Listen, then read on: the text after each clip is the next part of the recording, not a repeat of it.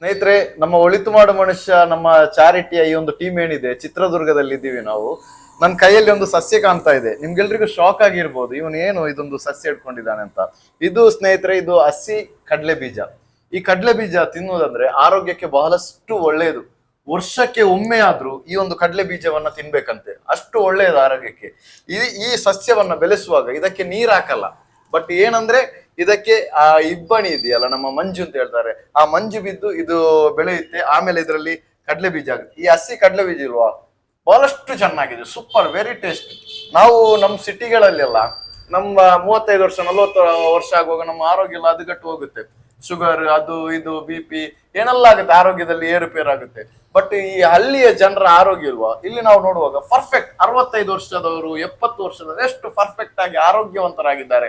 ಇದಕ್ಕೆ ಕಾರಣ ಏನ್ ಗೊತ್ತಾ ಸ್ನೇಹಿತರೆ, ನಾವು ಸಿಟಿ ಲೈಫ್ ಅಲ್ಲಿ ಪಿಜ್ಜಾ, ಬರ್ಗರ್, ಮತ್ತೆ ನೂಡಲ್ಸ್, ಸ್ಯಾಂಡ್ವಿಚ್ ಇಂಥ ಆಹಾರವನ್ನೇ ನಾವು ಸೇವಿಸ್ತಾ ಇರ್ತೇವೆ. ಇವರ ಈ ಲೈಫ್ ಶುದ್ಧವಾದಂತಹ ಒಂದು ಸಸ್ಯಾಹಾರಿ, ಸಸ್ಯವನ್ನ ಇದು ತರಕಾರಿ ವೆಜಿಟೇಬಲ್ ಅನ್ನ ತಿನ್ನುವುದರ ಮೂಲಕ, ಮತ್ತೆ ಈ ಒಂದು ರಾಗಿ ಮುದ್ದೆ, ಇಂಥ ಹಲವಾರು ಇಂಥ ಕಡಲೆ ಬೀಜ ಇದನ್ನೆಲ್ಲ ತಿನ್ಕೊಂಡು ಆರೋಗ್ಯದಲ್ಲಿ ಬಹಳಷ್ಟು ಯಶಸ್ವಿಯಾಗಿದ್ದಾರೆ. ನಮ್ ರಾಜ್ಯಾಧ್ಯಕ್ಷರು ಒಂದು ಮಾತು ಹೇಳೋದಾದ್ರೆ ಆರೋಗ್ಯದ ವಿಷಯದಂದ್ರೆ, ನೀವೆಷ್ಟೇ ಕೋಟಿ ಮಾಡಿದ್ರು ನಿಮ್ಮ ಹೆಲ್ತ್ ಸರಿ ಇಲ್ಲ ಅಂದರೆ ಅದೆಲ್ಲ ಬರೀ ಶೂನ್ಯವಾಗುತ್ತೆ. ಖಂಡಿತವಾಗ್ಲೂ ನಾನು ಹೇಳ್ತಾ ಇರೋದು, ನಿಮ್ಮ ಮನೆಯಲ್ಲಿ ಆದಷ್ಟು ಹೋಟೆಲ್ಗಳಲ್ಲಿ ಫಾಸ್ಟ್ ಫುಡ್ಡು ಈ ಥರ ಎಲ್ಲ ತಿಂತಾ ಇರುವಾಗ ಸ್ವಲ್ಪ ಕೇರ್ ಮಾಡ್ಕೊಳ್ಳಿ. ನಿಮಗೆ ಪರಿಚಯ ಇರುವ ವ್ಯಕ್ತಿಗಳಿಂದ ಫುಡ್ ಮಾಡ್ಕೊಂಡು ತಿನ್ನಿ. ಯಾಕೆಂದರೆ ಹೆಲ್ತ್ ನಮಗೆ ಇಂಪಾರ್ಟೆಂಟ್ ಆಗುತ್ತೆ. ಥ್ಯಾಂಕ್ ಯು ಸೋ ಮಚ್ ಸ್ನೇಹಿತರೆ. ಇದೀಗ ನಮ್ಮ ಈ ಒಂದು ಫುಡ್ ಅಲ್ಲಿ ನಮ್ಗೆ ಜಾಸ್ತಿ ಏನು ಇದಾಗ್ತಾ ಇದೆ ಅಂದ್ರೆ ಅದಕ್ಕೆಲ್ಲ ಕಾರಣ ಆಯಿಲ್, ಎಣ್ಣೆ. ಈ ಎಣ್ಣೆಯನ್ನು ಕೂಡ ನೀವು ಬಳಸುವಾಗ ಶುದ್ಧವಾದಂತ ಎಣ್ಣೆಯನ್ನು ಬಳಸ್ಕೊಂಡು, ಗಾಣದ ಎಣ್ಣೆ ಬಳಸಿದ್ರೆ ಒಳ್ಳೇದು.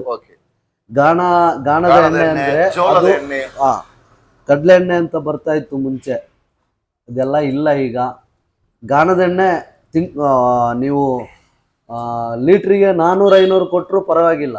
ಯಾಕೆಂದ್ರೆ ಕಮ್ಮಿಯಲ್ಲಿ ಸಿಗುತ್ತೆ ಅಂತ ಹೇಳಿ ಆಯಿಲು ನಿಮ್ಮ ಹೆಲ್ತಿಗೂ ಅಷ್ಟೇ ಪ್ರಾಬ್ಲಮ್ ಇದೆ.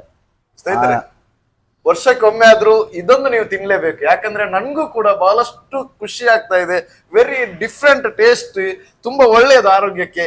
ಈ ಕಡಲೆ ಬೀಜವನ್ನ, ಹಸಿ ಕಡಲೆ ಬೀಜವನ್ನ ನೀವು ಕೂಡ ತಿನ್ನಿ ಅಂತ ಈ ಸಂದರ್ಭದಲ್ಲಿ ನಾನು ಹೇಳಬಲ್ಲೆ ಅಷ್ಟೇ.